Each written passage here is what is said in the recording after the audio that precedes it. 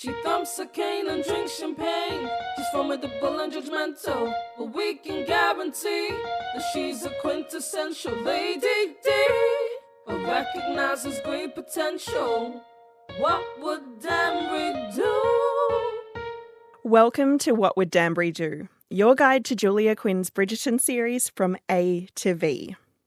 Like a debutante in her first corset, direct us to the nearest fainting couch, because we have made it to the end.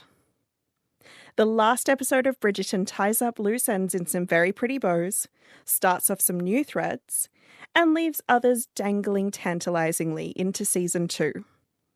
We have the biggest reveal of the series, and in this episode, I'm actually going to let us talk about it. So let's delay no longer.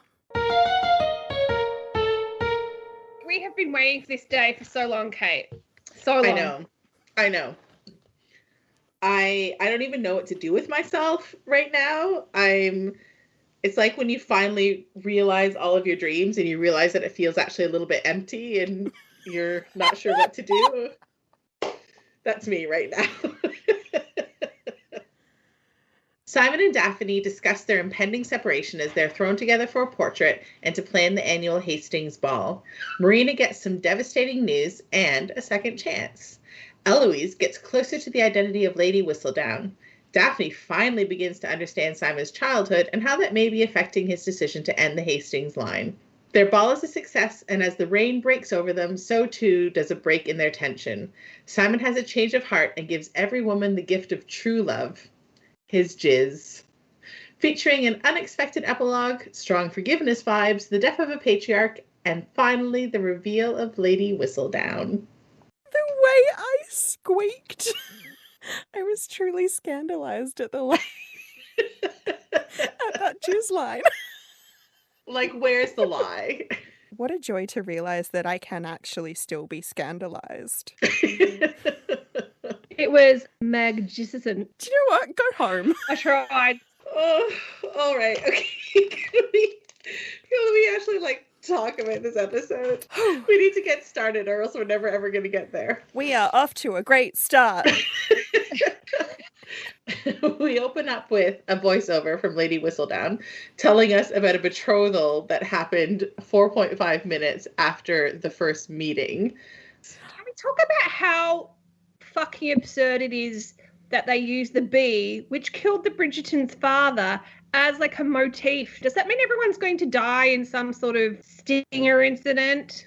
Bees should not be this ongoing symbol of the Bridgertons because it represents like the deep tragedy in their family and also like one of the least credible compromising scenes in literature ever. And now I wonder if Sienna is the bee. Because in the books, Anthony wants to get married really quickly because he's afraid he's going to die young because of his dad, and he's terrified of bees. Whereas in this episode, he's like, I figured life out. Love doesn't exist. I need to just do my duty and get married. And that's why he's in a rush to get married. Oh, that's what you meant? Yeah. Yeah, I was wondering where you were going with that. Sorry, I was working through a metaphor. I mean, if anyone's a bee, it's Anthony because he pricks her. I was working through a metaphor of like anaphylaxis and the fact that they are getting back together for a second time. And this is the time that's like fatal. I mean, like, I could probably make that work if I had give me another 2 minutes and I can make that work. In terms of awkward plot devices, they're not going to use a bee this time around. They're going to use Sienna as the reason why Anthony has to rush into marriage. And, he just seeks out the first diamond of the season that he comes across and picks her. So one fan theory that I have encountered regarding the bee is that the bee is Edmund. No, why would you get reincarnated as the thing that killed you? I mean, yes, but it's the least weird, reading of it, honestly. then you get to go back and watch it and be like, all the times that the bee is like watching them through the window and stuff like that. It's super weird because a lot of those times are like Anthony and Sienna having sex and like Oh my god, I've got another option. Maybe the bee is us. We are the voyeurs. actually that is one of the others. One of the other readings is that we are the bee. Like, So we killed Mr. Bridgerton? yes. Yeah. Well, I mean, even if you think about it outside of like the weird family thing, I mean, what are bees? Like the butterflies with the Featheringtons, particularly in Penelope's case, is super obvious. But bees are, what, they're industrious. They work really hard. They make sweet things. I don't know. They protect the queen. They have sharp That makes stingers. sense. Yeah. They are a symbol of royalty. But like the Bridgertons are like Viscount and family. They hang out on flowers a lot. I mean, there's a lot of wisteria around their doorstep. Bees in purple are royalty. It's the long game because we know it's recently been signed to the end of season 4 at this point, that the Bridgertons will just take over become the new like monarchy of the UK. Look, I would 100% be here if there was some sort of royal coup and then the Bridgertons took over. Like, that would be a twist that I would 100% not be expecting and thus 100% be behind. King Anthony. Aren't they like metaphorically royalty? Because they're the trendsetters of the ton and all that kind of shit. We've gone like so deep on this first few seconds. All right. So we get a voiceover about marriages behind closed doors and whatnot. And we see some sad marriages, but then we see Violet also being sad. But I just thought it was really sweet that she still sleeps on her side of the bed. Like, he's been dead for, what, 10 years or more? Well, yeah. It's hard to tell how long ago he died because they've played with the ages of the older siblings. For the purpose of the TV show, we don't actually know how Edmund passed away. That is true. I just had this mental picture in season 2 of Anthony having a sad conversation with a bee in place of his father. Don't you dare speak that into the universe. It's totally gonna happen. Dare. All right, so we move on to the Duke and Duchess of Hastings, who are having their portrait painted by Henry, who is having a hard time controlling his facial expressions around their weird antics, which just makes me love him more. We've talked about Daphne having a magical hoo-ha and a magical hand because, like, all Simon ever had to do was, like, hold her hand and then he started to fall in love with her to the point where, like, no other woman would do. Now, she's also got a magical shoulder. Henry, in his infinite wisdom, says that they need to stand a bit closer, and why doesn't the Duke just put his hand on the Duchess's shoulder? And then they become the very picture of devotion. Even though Violet has said it several times during the course of the episodes, they are actually all together again. Or Fran, as they call her. I'm pretty sure that's not a thing. She's not back yet. She is coming home. Oh, true. Because we have this tiny little thing about Hyacinth wanting to practice Pall Mall as long as she doesn't take Anthony's lefty mallet. Yeah. That was fan service. That was 100% fan service, and it doesn't matter because I am a fan and I'm here for it. Also, at the moment, we have Eloise pointing out just how big a fool Benedict is because she's not going to let go of his friendship with Genevieve. She has lots of questions. Also, isn't Genevieve really good friends with Sienna. Yes. Yes.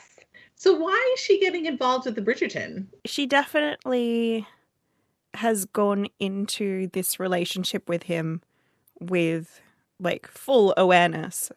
They did have a conversation when they first met. But also, Benedict is a younger son, and I don't know that Genevieve necessarily considers herself in love with him. No. I mean, yes, all of those things are very rational, but when it comes to like affairs of the heart, I still feel like if your bestie hooked up with the brother of your ex and like a significant ex, then I don't know. This is a question that I kept having throughout the episode because Sienna does come back and like very much back into Anthony's life. But like she's an opera singer, but it is also fairly clear that the men that she has relationships with are paying in some way. Like there's a financial exchange that's happening. I started to sit there and be like, the show has been really kind of cagey about whether Anthony is paying. I can't think of a single time where he's given her a gift or it has been implied or outright stated that he pays for the place that she lives or like any of the things that would be tied up in what we understand as this relationship where there's like she is with him for financial security like as well, you know, like I think it's heavily implied in the first couple of episodes when he promises to take care of her. I mean, yes, but so far it's only ever been words, and I think that that's a get out of jail free card that the show has been playing so that we can be like, oh, don't worry, it's not sex work, except that it is. It's 100% sex work. Okay, sorry, I thought you meant no, she's 100% not engaging in sex work. And I was like, Rudy. No, like, clearly she is. And, like, which, fine, cool. But, like, I think the show is dodging it. Yeah, I think you're right as well. And I think that it's trying to get us to kind of ignore that element of their relationship so that when Sienna does things like go to shows with other men, you know, like having another man over the next day after she's just had sex with Anthony, that we can judge her. Yeah, she's cheating on him. She's not holding up the tenants or whatever. Yeah, and it's like, well, I mean, this is, yes, there are feelings and emotions that are involved and engaged, but also there is a mercenary element to their relationship on both sides. They're just choosing not to be, I don't know, overt about it. Mm. Well, I mean, if the classic romantic film Pretty Woman has taught us anything, it's movie. That love is transactional on many levels. I've literally never seen that movie all the way through. I've seen the start and I've seen the end. I'm so confused how that movie got made. And so confused how it became a hit. Like, I mean, I enjoy it, but it makes no sense. Like, it's how Cinderella. It actually... It's a Cinderella story. That's it. We were going through a Cinderella phase in the 90s. I wasn't there. Shall we reel this back in again? Oh dear Jesus! I got issues coming like from every direction. But yeah, let's go.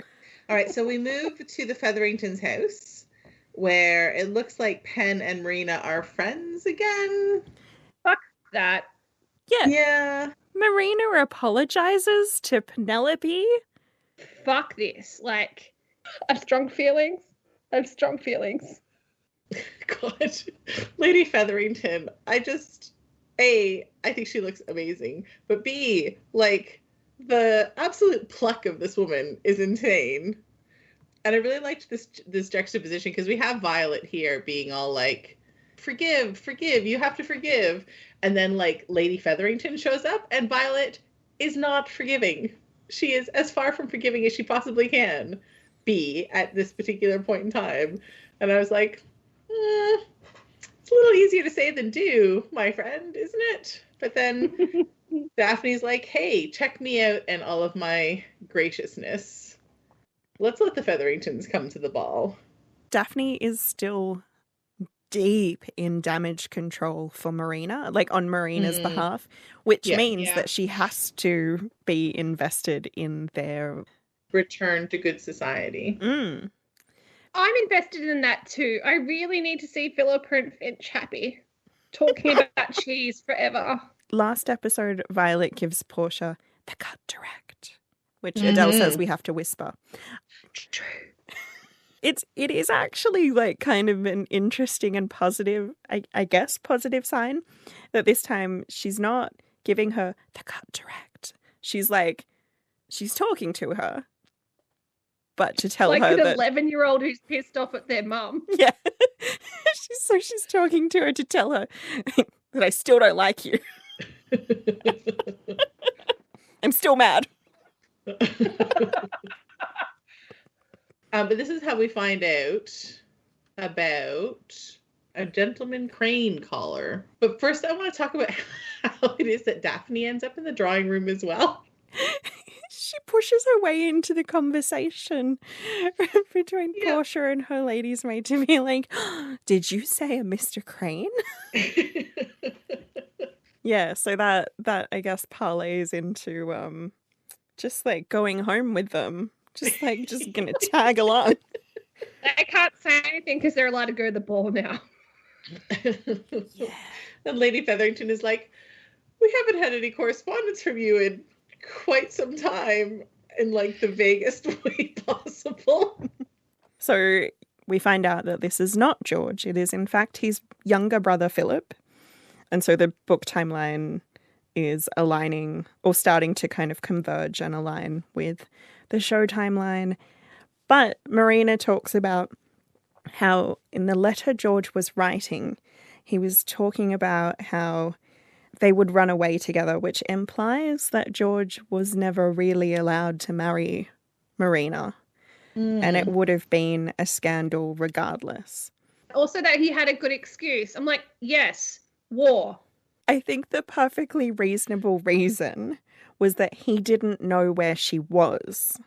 The problem, I think, is that the letter never reached him, and that also his family, presumably, did not tell him that she had left their village. So they didn't know where he was. Okay, well, that makes a lot more sense. Because when she was like, there was a perfectly reasonable reason why he wasn't writing back, I was like, he wasn't dead the whole time. It was an interesting turn of phrase for me at that point. She's not wrong. Like, being dead is a perfectly reasonable reason to not write a letter, but I'm not entirely sure I would have used those words. So we had talked about the possibility of that George was a villain because he should have married Marina before enlisting. And also that there continues to be no good reason for him to have been a soldier. I still think it's true. I know he said that, I wish that we could run away. Like, he could have done that before. I still think that he could have done much better by Marina than he did. And maybe he was just young and naive or whatever. But he did leave her in an incredibly precarious position. And I am not willing to just be like, oh, well, because of it.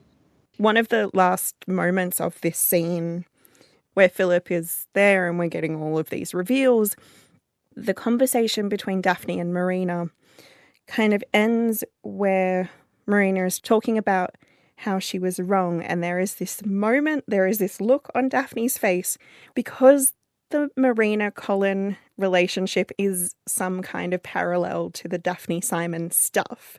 And because Daphne is seeing herself in Marina, when Marina sees herself as wrong, there is this thing where Daphne kind of has to acknowledge that she also has done wrong. Like, it might be heavy-handed, but it is like it could be argued away as like, well, she never said that she was wrong. But yeah, like it just, I had this moment where I was like, ooh, Daphne is about to like change tacks because she now knows, thanks to Marina knowing as her foil, that she was wrong. Anyway, now that that's off my chest. So now we have Eloise basically forcing her way into the modistes on poor Genevieve's day off and being like, we are going to have a conversation now. And then they clearly have two conversations, neither of which is making any crossover with the other whatsoever. They're just having two parallel conversations that are never ever going to meet. Like, it's such a bizarre conversation to watch where you keep having to remind yourself, Eloise is a 15-year-old child. But then we get Benedict lock the door. And I was like, ooh, I felt that in places. I didn't. I thought that it was exasperation. Oh, really? Well, I mean, particularly because he's juxtaposed with Simon in the very next scene, who has clearly inserted his head up his ass again and is playing all of his old favorites, including It's Not You, It's Me. And also, it's because I love you that we can't be together. I really liked noticing that Daphne rejects his invitation to go to the boxing match when she very definitely did go with the prince that one time. Throughout the whole episode, there's a lot of like hitting the same kind of beats of their courtship. A lot. And this was just one more. Yeah. And then we go to the boxing match where we see Lord Featherington is also aware of the family colors and feels free to wear them. And Simon is he's just letting people down all over the place. He's completely incapable of meeting anyone's emotional needs whatsoever, and then lashes out if anybody even suggests that they may have had some expectation of him, which, speaking of beats of their courtship, brings me right back to hashtag Team Friedrich again. Okay. Like, can he come back? Like, Prussia's not that far away. Like, just... It wasn't until this episode that I really looked at Will, which is crazy, and went, you were a very attractive man, and you would have made a great Simon. Like, when he was going head-to-head with Simon, I'm like, Team Will, but also Team Will. We don't get to spend very much time with Will anyway, because we're back at the Featheringtons again. I know how we all feel about book Sir Phillip, but I just want to point out that TV Sir Phillip is really quite handsome. But that is the worst proposal ever. Not that much far removed from what Mr. Darcy did, but yeah, sure. And like Elizabeth, Marina says, no, please. Well, and I mean, we're back into this dynamic again of Mrs. Featherington and Mrs. Bennet being very right. Like, being absolutely right here. And Marina is back to making what, in a practical sense, are very terrible choices. Oh, so bad. And I mean, the second proposal, like when Phillip sort of tries again, it's better, but it's still... She tells him to fuck off. She has essentially ruined the whole of the Featherington family. They will all be ruined because she was under their roof the whole time. And there's no going back from that. Like, she is thoroughly ruined. There's no discussion about how she would have dealt with society. She went from being pregnant to not pregnant. Was the plan to be like, I never was pregnant. Whistledown was wrong. Yeah, I don't know. But, like, she really is throwing literally everybody under the bus. And I'm not saying that she should be a sacrificial lamb at all. Except maybe I am kind of, because, like, there's a situation here. There's a situation right here. And just because she lost the baby doesn't mean that she's going to be suddenly respectable and have all sorts of other options open up to her. I mean, I'd rather, a character that people feel strongly for or against is much more impactful than someone who people forget is there. Don't you dare drag Francesca like that. She's off in Bath learning how to play piano. Look, she could have been there this entire fucking series and no one would have. Violet seemed to think that she was. At this point, we head over to the Bridgertons. No, at this point, Daphne still doesn't understand boundaries and she is rifling through Simon's drawers. Oh, I forgot. These are the same letters that in episode 2, Yeah. Simon found, recognized, and then safely put away again. He would never have kept the letters. Not Simon, but the Duke. Come on. Neither of them would have ever kept those letters. But then Daphne wouldn't have been able to meddle. No, she has already explicitly asked Simon in this episode, what did your father do that was so terrible that you make this vow? Which, again, like, to Kate's point from last episode, it is so, like, the way these two talk to each other, or more to the point, don't. It takes her days to ask, but why don't you want to have children? And then once he eventually tells her that he has a vow, then she waits many more days to be like, wait, why do you have a vow though? Jesus. The misunderstandings of this show. Having just had a couple of days ago this conversation where he refuses to answer, she then decides, like, now is an appropriate time to go searching through his, like, through drawers and trying to find the answer out herself, in the hopes that there's a conveniently, like, placed stash of letters that he wrote as a child to his father that were never opened and that reveal his whole sordid, sad history. Anyway, let's shortcut over to Anthony and Sienna. Public sex Anthony strikes again.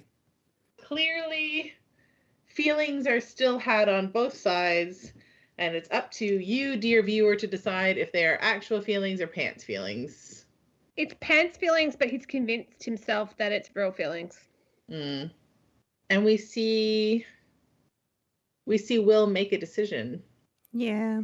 He's boxing, and then we see him make a decision, and then we see him throw the fight by pretending to hurt his shoulder. And then pretending to be knocked out. And then pretending to be knocked out, yeah. I am forever fascinated by watching actors who are portraying characters who are acting. So I was just really enjoying that scene and his little, like, oh, my shoulder. Oh, I've been knocked out. And then, like, not kind getting of, like, up. Looks up. And then drops his head. And then we hop back to Daphne, still neck deep in meddling. And who should join her but Lady Danbury? She could have gone way harder this episode. I mean, I think she's basically decided she's done all she can do. And really, she can't push him to be a better person. Like, she can try. She's got a strong force of will. I think she could achieve anything she put her mind to. Yeah, but I mean, at some point, Simon actually has to take those steps himself. Oh, I think that there's a lot Actually, he doesn't really do that this episode. I think there's a lot to like about this scene, but I still feel like it continues to serve the purpose of justifying Daphne's actions in episode 6, because it's essentially two women discussing how they know better for Simon than he does, which, look, in many ways, this is true, but it still made me uncomfortable. And the thing is, like, it's a trope that we see a lot. Well, that's not true. I was going to say it's a trope that we see a lot in romance novels. It's a trope that we used to see a lot in romance novels. But I think the show has inbuilt apologies and justifications that try and fix up the decisions that they make during the course of the show without ever actually addressing the decisions that they make. And I don't accept this apology on behalf of Daphne.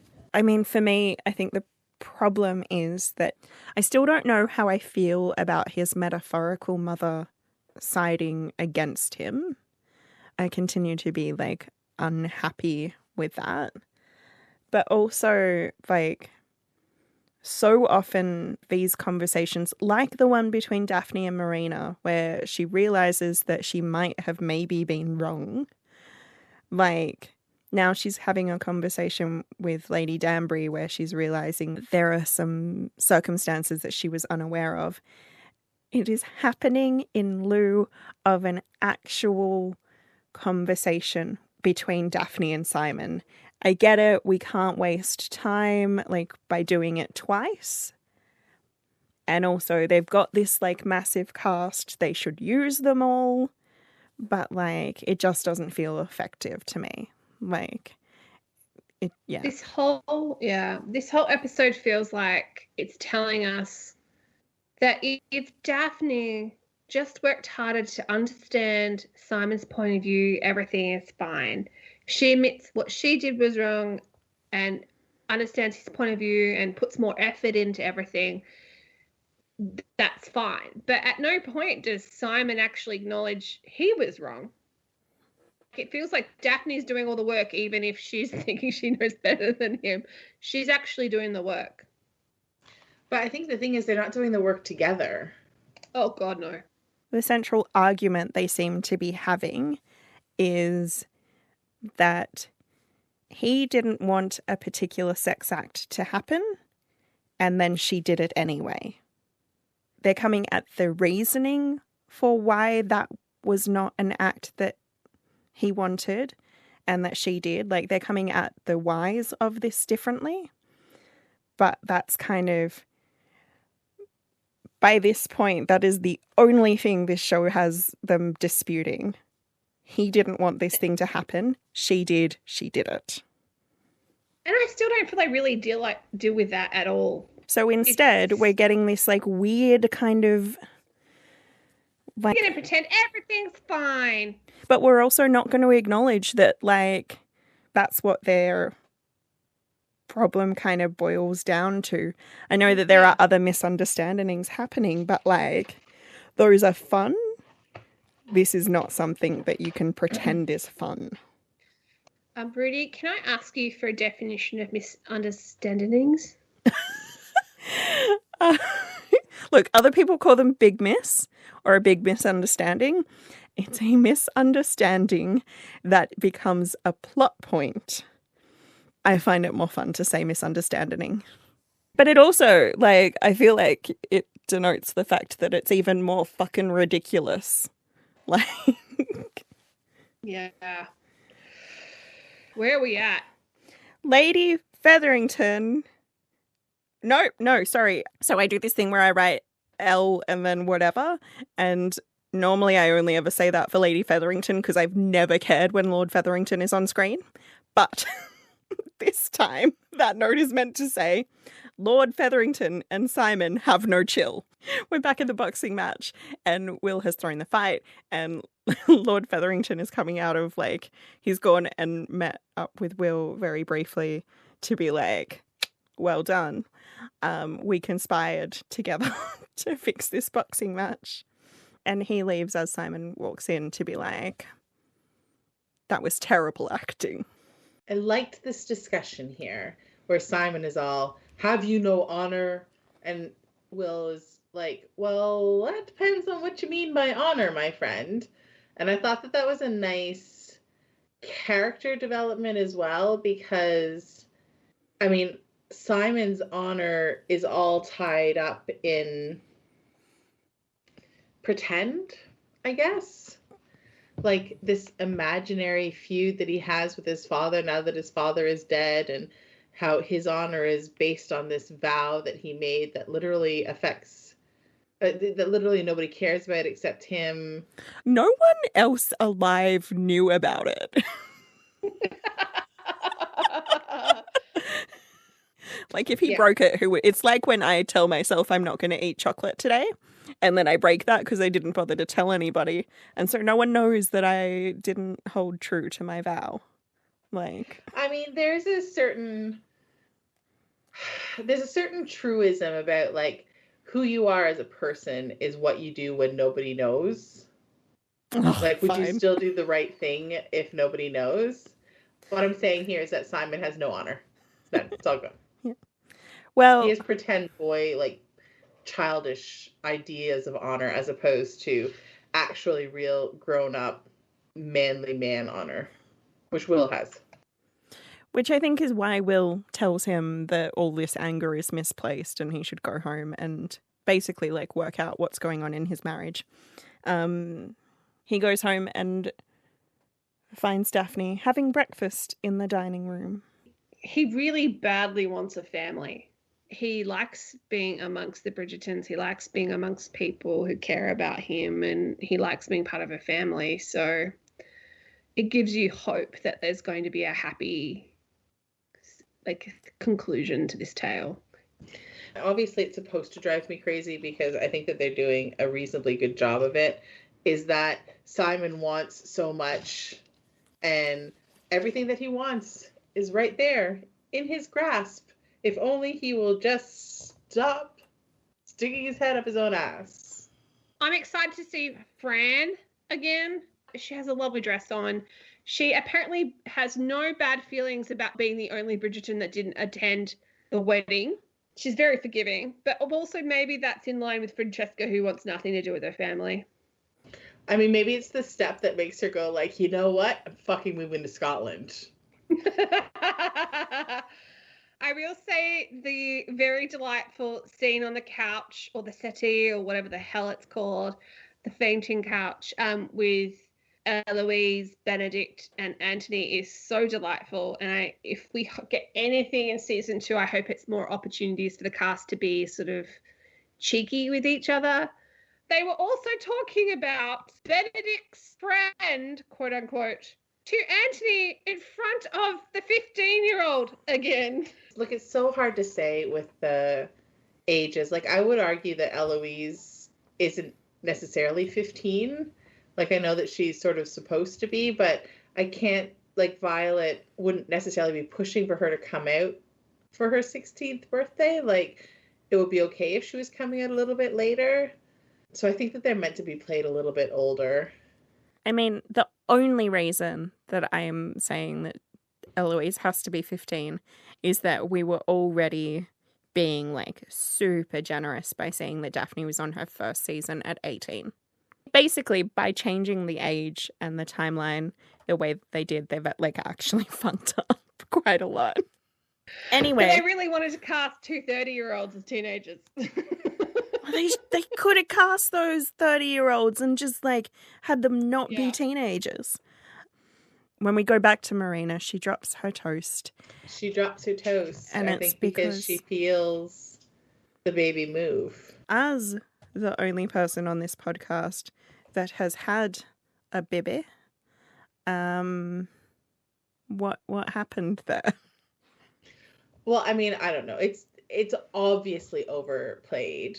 But that being said, like when you have your first pregnancy that moves into viable territory where the baby would be big enough and strong enough to move so that you can feel it, like, it happens an awful lot before you start to recognize what it actually is, because it's like a little flutter, I guess, for want of a better word, and it's quite subtle. So, I mean, Marina could have been feeling it for some time and just thought that it was like a side effect of the tea, maybe, or like it even feels a little bit sometimes like your stomach is, you know, when you have food in your stomach, or your stomach just sort of groans a little bit. And then maybe she could have felt like the actual, like, proper first kick. But it's very much played for drama here. Like, it's not like all of a sudden there's like no movement, and then bam, you get punched in the kidneys. Like, that's not how it works. Also, like, how far along is she? Oh, no, actually, that's not the question. The question is, at what point do you start to feel a baby moving? I think my question is, and maybe it's because my memory is shit, as everyone knows. Did they not call a doctor after she drugged herself? Yeah, they did. But that was more about the fact that she was fainting. I don't know if they would have mentioned or checked. Yeah, or checked anything else. So the timing would be right. Like, you can start feeling the baby move from about 4 months, I think.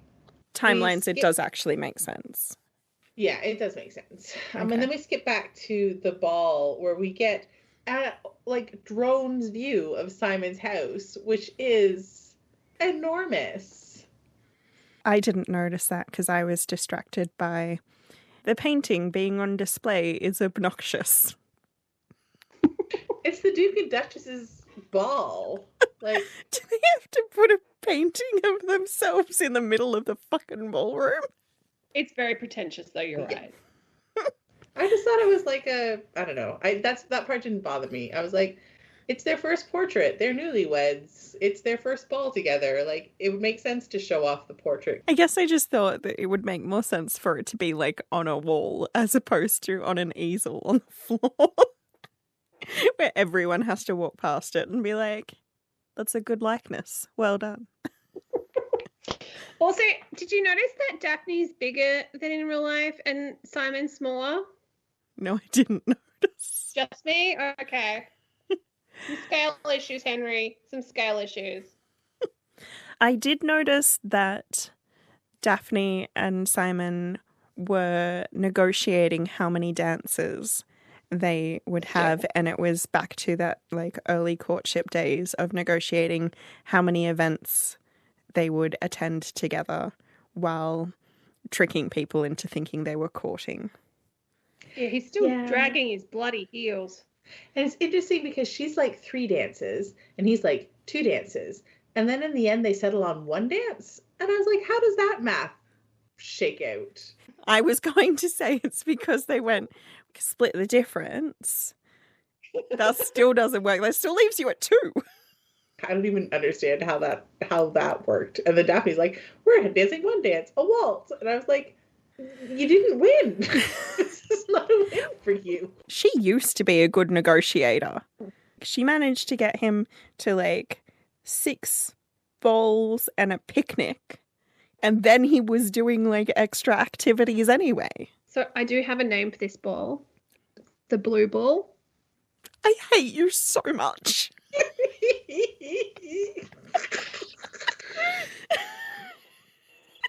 You're such a child. Thank you. Why did you call it the blue ball, Adele? Okay, so there is some genius here, okay? Most people at the blue ball are wearing blue or purple or cool tones. Except for 3 of the 4 Featheringtons who wear the dresses that were only available because Genevieve had them. The reason Genevieve only had those colors available is because the blue sold out because the ball was supposed to be wearing cool tones. But more importantly, we have a conversation between Daphne and Violet where Violet talks about peacocks being at the last ball she was at with Edmund, and the colors of peacocks are all cool tones. I liked them. So we have the blue ball, and let's talk about someone who's shitting themselves, which is Eloise. Like, she's scared. To her mind, she needs to stop the Queen from unmasking Genevieve as Lady Whistledown before Genevieve as Lady Whistledown has a chance to redeem the Featheringtons as a family. But I get that. That doesn't explain the conversation with Daphne. Like, thank you for being perfect. Like, perfect so I didn't have to be.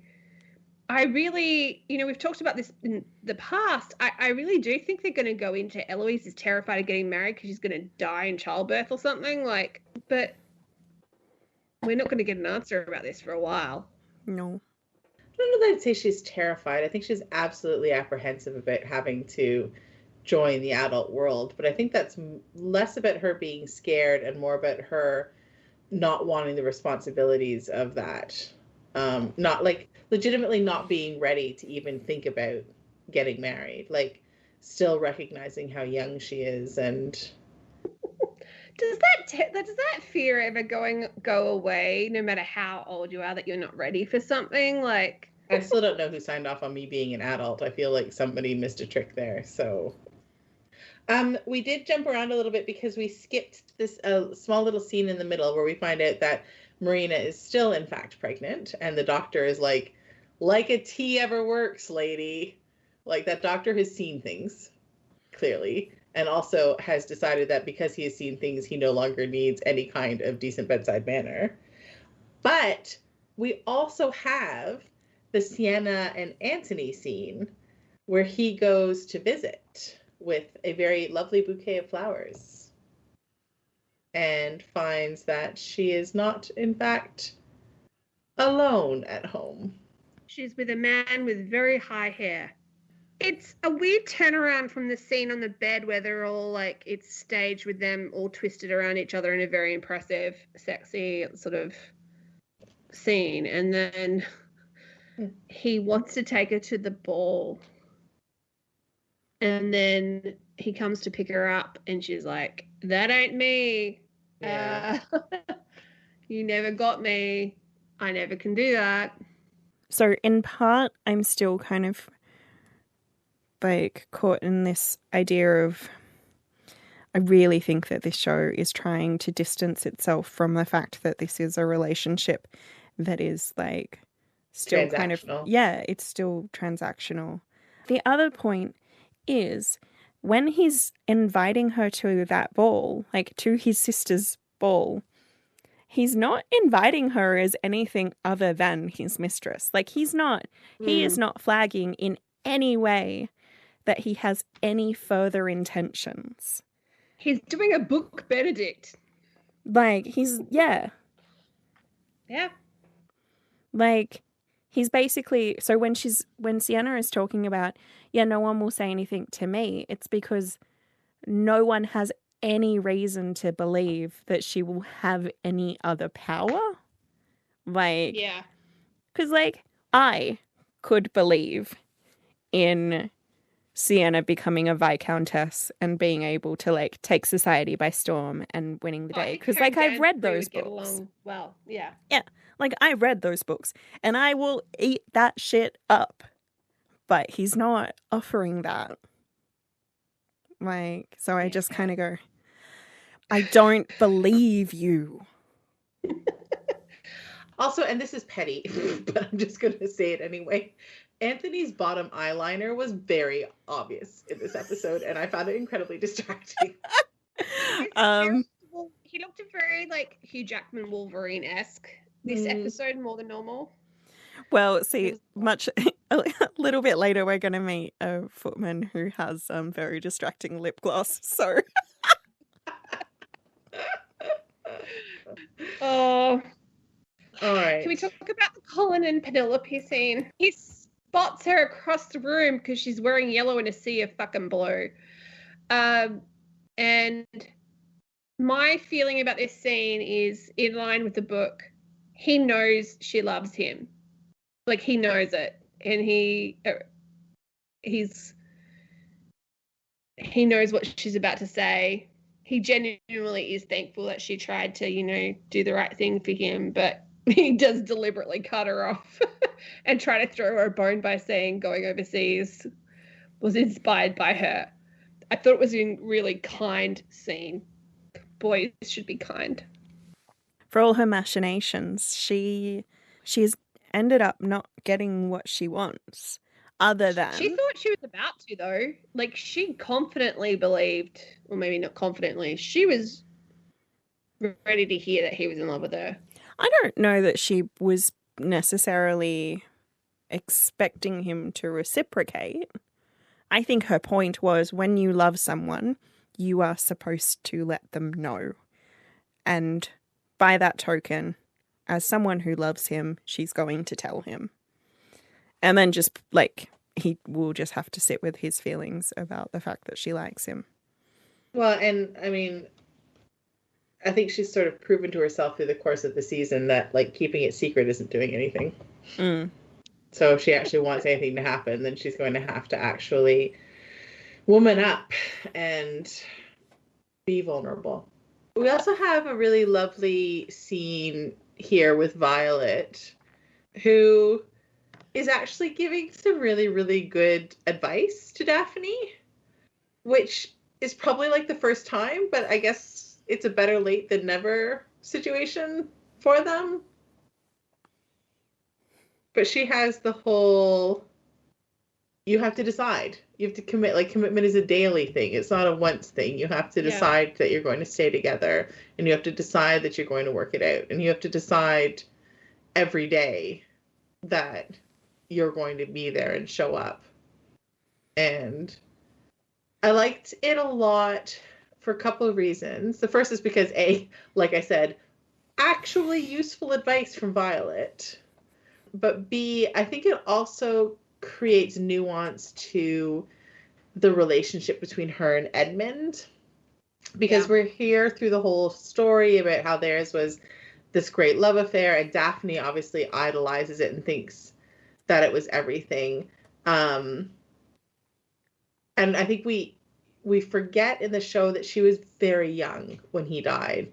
So her idea of what her parents' marriage looked like is a child's idea of what a marriage looks like. So for Violet to sit there and say, we had problems, like, it wasn't perfect, we had to work at it, actually makes their relationship feel a bit more real. And I think also creates a space of, I guess, safety between her and Daphne, where that safety wasn't there before because she was never being honest with her. I think Violet was sitting in sort of nostalgia until this episode. And then, look, I might be wrong, but I don't think that they swing into a waltz. It looks like a polka. It's not a waltz. Like, a waltz is supposed to be so bouncy. It's like a jig or something. It would look like a polka, and I was like, they were supposed to have one dance, and it was a waltz, and now they're not even doing the waltz. I wrote this. I was like, this is the bounciest fucking waltz I've ever seen in my life. Was the waltz different back then? There's something about the two leads dancing together that is always so joyful, and it's when I feel like they're almost the most real versions of themselves, and I thought it was really effective, even though it wasn't a waltz as far as I'm aware. But yeah, so it starts to rain, and can I tell you what I wrote as my first note? I would love to know. All caps. Save the fucking portrait. Oh, me too. Mine says, get the portrait out of the rain, you idiots. Henry's work does not deserve to be so disrespected. This is why you don't put your new portrait on an easel in the middle of your open air ballroom. Oh, and then Daphne and Simon are having this moment, and like Philippa and Cheese Boy are like, we can get in on this, and Lady Danbury is like, no. Brilliant use of a cane. I do like that she even told the Queen to go home, and the Queen was like, yes, I will. Can I say, they've never had a proper conversation. They still haven't had a proper conversation. And I do think this is one of the worst passages of dialogue that exists in the entire season, which is, I love all of you, which is lovely. But then she keeps going, like, she loves his flaws, his imperfections, his damage. She keeps going on and on about how, like, fucked he is. Like, it's just really bad. Adele, that is so we, as an audience, can be like, remember 2 minutes ago when Sienna said to Anthony, you don't understand me and you're trying to fix me and or change me, or whatever she said.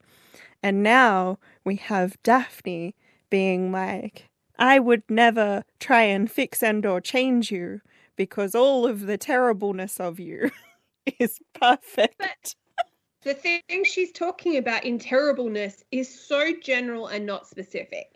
I mean, it also implies that his flaw is that he had a traumatizing childhood. Which is not his flaw. It's his father's flaw.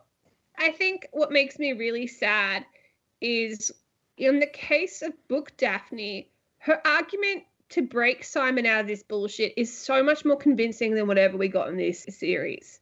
Because she talks to him about, would you be a shit dad? And it's like, no, it would never occur to Simon to be a shit dad. So you've won. Also, yeah, by being happy, you're winning. You're over winning. him. Yeah. Yeah. And we don't even get anything in the realm of that in this episode. We don't even have them actually talking through what happened. Well, and more importantly, Simon doesn't go like, let's talk about your flaws and imperfections too, my friend. I'm just going to sit here and be the person in the wrong and sit here in my wrongness and be wrong about it, and thus accept the benevolence of your love. Your perfect love. Your perfect love for all of my flaws and imperfections. Well, and I mean, plus it's fucking raining. Like, I don't know how many different ways this show can spell pathetic fallacy, but they're doing a really good job right here with, like, we're going to have them rained on.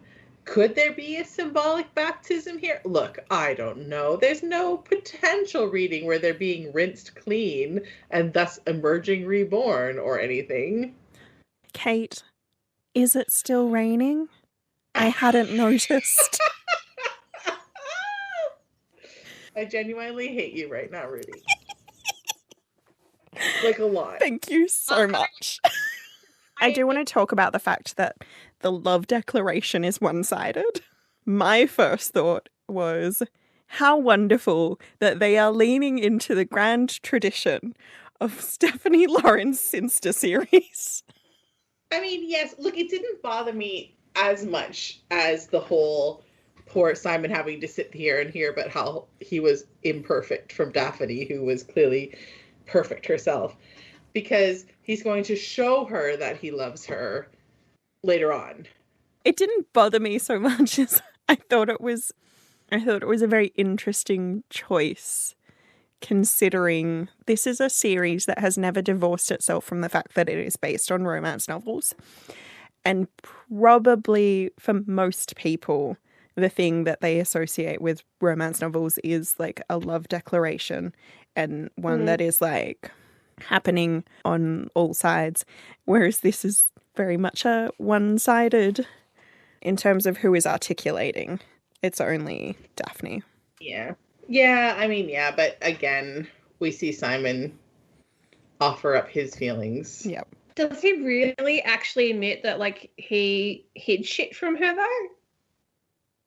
No, because they don't actually have any communication. There's 3 things I think that happen that prove that they are now as one and going forth into their happy ever after. So first, they're back in bed again. Secondly, he comes inside of her and he's all like thrusty and she's all like, and he's all like, yeah. And then whatever. And I'm like, I've never seen somebody so excited for a wet spot in my life. And then after he finishes, when he rolls off of her, he stays close and facing her. I mean, it was Rudy's theory, but it holds out now because yes, all of the ways that they were disconnected before, they're no longer disconnected, and thanks also, to the connecting power of his semen. I mean, I was going to say, thanks to the fact that all of their, like, lies have been uncovered and they've been washed clean, metaphorical baptism of the rain. But yeah, the connecting power of his semen also works. Yeah. I would have liked that sex scene to have gone for about 4 times as long to show that, like, the brevity of the previous sex scenes was a choice. Kind of, you know what I mean? Like, I needed to see something a little bit more different than the previous sex scenes. I don't feel like there was a greater sense of connection. But, I mean, realistically, the important information is in the ejaculation and then postcoital. I don't disagree, but I kind of wanted more. At least we know that they're both, like, super orgasmic and that, you know, 6 good thrusts is good enough for both of them. So if you can, you can. So, you know, whatever. Lord Featherington has celebrations of his own that don't go so well. But to quote Adele, it's not a petite mort, it's an actual mort. Grand mort? A complete mort.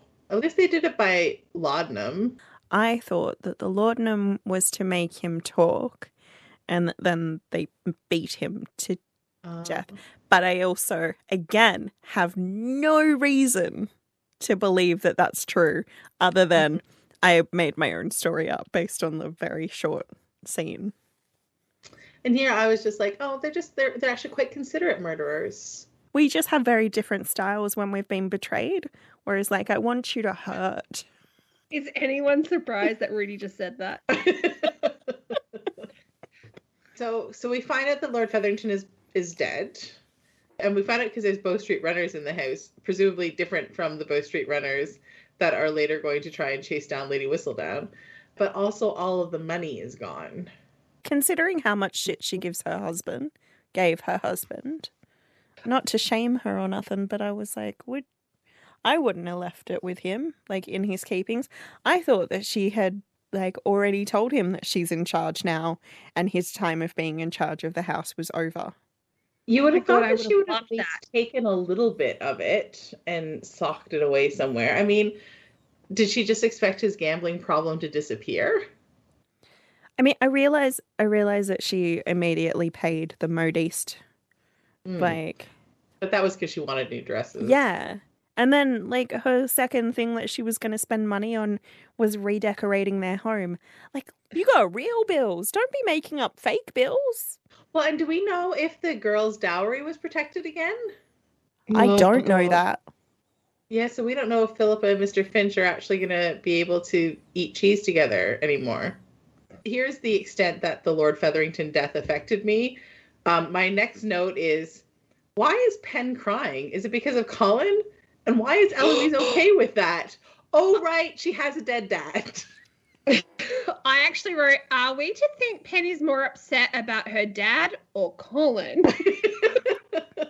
I'm glad it wasn't me. Because I really was like, starts with her looking at Colin about to leave. Yeah.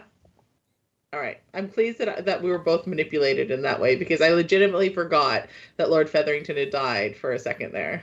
So post Mr. Featherington carking it, we have this scene with Mrs. Featherington and Marina talking about marrying someone you don't love, and I fucking love it. Portia tells Marina how strong she is, and I think this is the largest compliment you could get from Portia Featherington. It's also just like, it is two people who have been adversaries who are recognizing each other's strengths. Yeah. Like... It creates a nice parallel between Lady Featherington and Violet, because it's very similar to the advice that Violet gave to Daphne when they thought Daphne was going to have to marry Nigel. And then Sir Philip arrives to do his duty. The only time I've ever seen Pen look somewhat guilty is when she was looking at the window, looking at Marina and Phillip. The next couple of scenes are all basically sequel bait. So basically like bits and pieces to get us excited about season 2.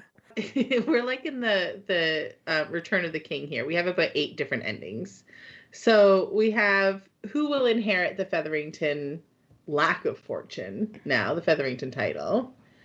And then we have Anthony setting himself up for his tropey season of, I don't want love. Oh, wait, what is this I'm feeling? And then we have the reveal. The big reveal. Whomst could possibly be Lady Whistledown, guys? Seriously, what we've been led to believe from the voiceovers of Julie Andrews about the voice of Lady Whistledown does not marry with the vast immaturity that is Penelope. Boom! This is the whole thing I've been wanting to talk about the entire season, that I have been muffled. Muffled, I say. Muffled or muzzled? Both. Both. I've been muffled and muzzled about how the Lady Whistledown voiceover is so far removed from Penelope, even if we assume that she has a slightly wry and dry and vaguely worldly inner voice that we just don't hear because we're never inside her head.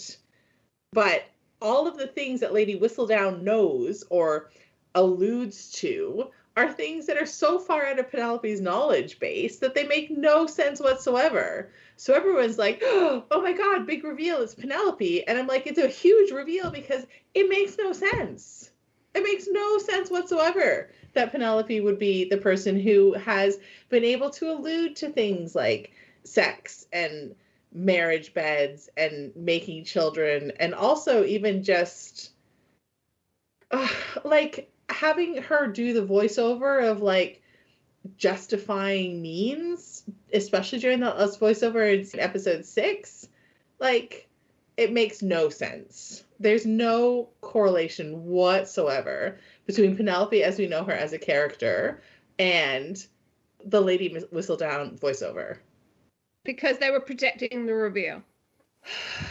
My problem is, if Penelope had the same amount, even if she was deliberately disguising her, like the gap between Whistledown and Penelope's maturity, she would have made bad decisions about the Marina and Colin thing.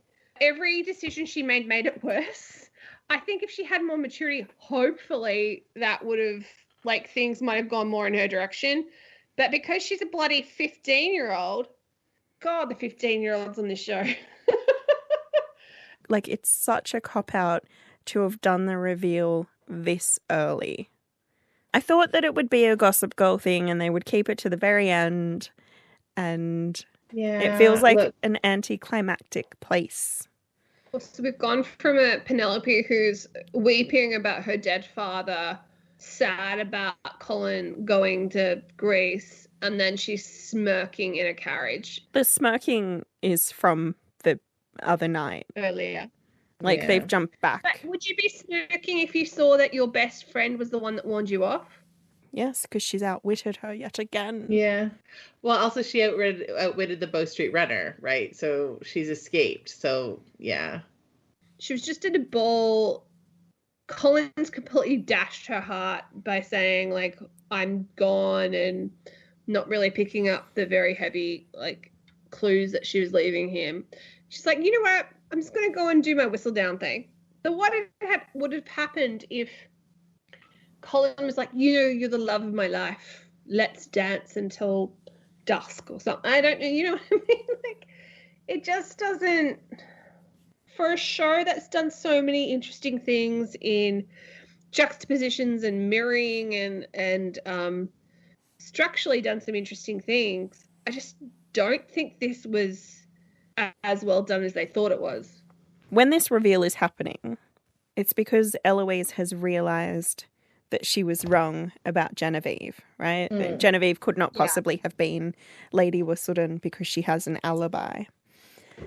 So then I'm like, does this mean that Eloise has figured it out?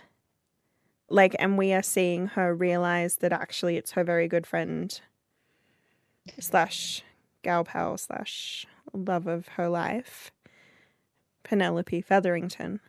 Or does she continue to not know and we as an audience are being let in on the secret? I would prefer that she knows. I don't know, actually. I think that she doesn't. I don't think Eloise is ready to do those mental gymnastics yet. Like, I think that all of the clues are there for her to figure it out.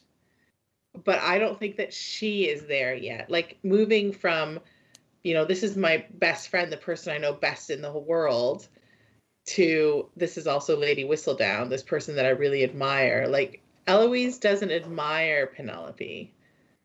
Eloise is definitely the alpha in that relationship. I think that having to figure out that Penelope has done this and has been fooling everybody and has kept it a secret is good. Like, Eloise's brain is going to protect her from all of that. But we also see Eloise being critical of Whistledown in this episode too, about how she's effed up and stuff like that.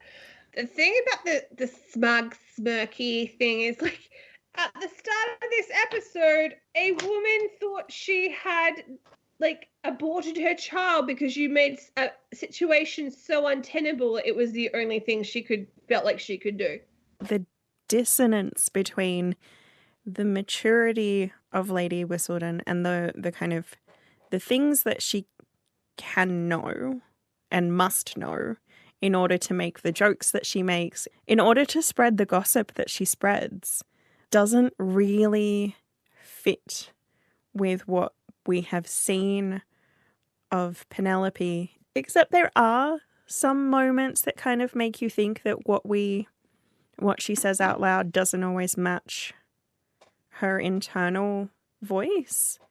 She's made a few like sly or cutting kind of remarks that you kind of, it's one of those times where it's like, I can't tell if it's the writing of the show being uneven or if we are supposed to be noticing this dissonance. Way back at the something cellist ball, I've forgotten what you called it, Penelope has gone within a very short space of time. She went from someone who didn't know how babies were made, in fact actually thought that like eating cake might cause pregnancy, to being able to make a joke that someone's baby looked a lot like their footman. Like, yes. And Kate pointed it out, and then I wouldn't let her say it as a Lady Whistledown thing, and then we had to redo it as a Penelope specific. And then you robbed her of saying it in this episode. I mean, she can say it now if she wants. It's too late. The moment is past. It's fine. It's been like, Rudy's been trying to herd us like drunken kittens. It's been rough. So do we want to talk about the last scene? Yes. Can we just ask an important question? Who chooses to give birth in white? Someone who hasn't been told what it involves. Violet? I mean, she's got like 3 doctors and a couple of midwives and her mom there. Like, surely someone should have been like, darling, maybe take off the white lace for this. And maybe the demi-corset too. So we have it, it's framed in the same way that Simon's birth story is, in the same room. The exception is we have the husband supporting the wife next to her, and we also have Daphne accompanied by her mother instead of a Lady Danbury who had to force her way in. Also, in contrast to the original scene, we have Daphne being given the baby immediately to have a bit of a snuggle, and she immediately offers the baby to Simon as opposed to his father, who just took the baby and took it out of the room and didn't let the mother snuggle. So there's a lot of juxtaposition here, which was super deliberate but super necessary, I think, to show Simon's progression in moving from a bitter, lonely, horrible man to someone who has decided not only to value family but embrace it. I also want to point out that, like, as they're lying there snuggling their baby, Daphne still has to push out her afterbirth, and that's never shown on TV or movies. They always just go straight from, oh, push a couple of times, oh, here's your baby, everybody's happy. And I'm like, still work to be done, my friends. Still work to be done. She's had to clean the linen, so she's fine. I had no less than 3 friends send me a DM to be like, why is that baby so clean and so white? My immediate reaction upon seeing the scene was the pure anger that they decided to give them a boy. Their first child does start with an A, continuing the family tradition, but it's Amelia. And they deliberately gave Simon and Daphne a son. Because this scene is a Baby-logue, and it is there to serve 2 functions. The first is that Daphne can survive childbirth, which like sets her apart from the previous Duchess, and it is how we know they will have a happily ever after. But the second thing is that we fully complete our like conforming to society happily ever after story by allowing or ensuring that the Hastings line will continue, and the ducal line will go on. We continue to have a peerage. Well done, us. Yay, Bridgerton universe. I noticed something tonight when I was watching this episode, and now I hate me for bringing up the freaking bee again. Simon is wearing a black and yellow vest. Simon is the bee. Oh, I really wish. Sorry. I feel like this is my fault. It is 100% my fault, and now I wish I'd never done it. I have deep regrets. And I don't think he's worn any yellow throughout the whole series. No, I think the only person who's consistently worn yellow was Penelope. Mm. What does if this mean he's stepping into Edmund's role as the head of the family? What does this mean? I mean, what it means is the bee is the friends we make along the way.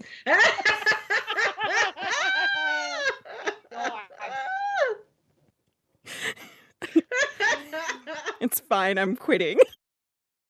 Now it's time for What would Danbury do?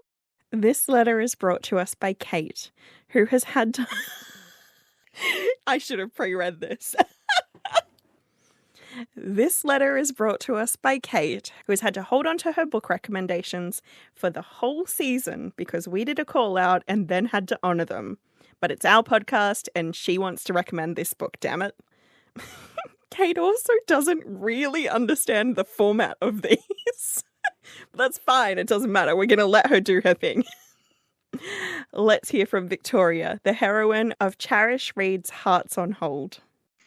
Dear Lady Danbury, I have worked incredibly hard to get where I am, and even being a professor doesn't mean I'm still not facing micro and macroaggressions from the narrow-minded department head at the university where I work. I have a great plan to help our current students and attract new ones, but I'm just not being taken seriously.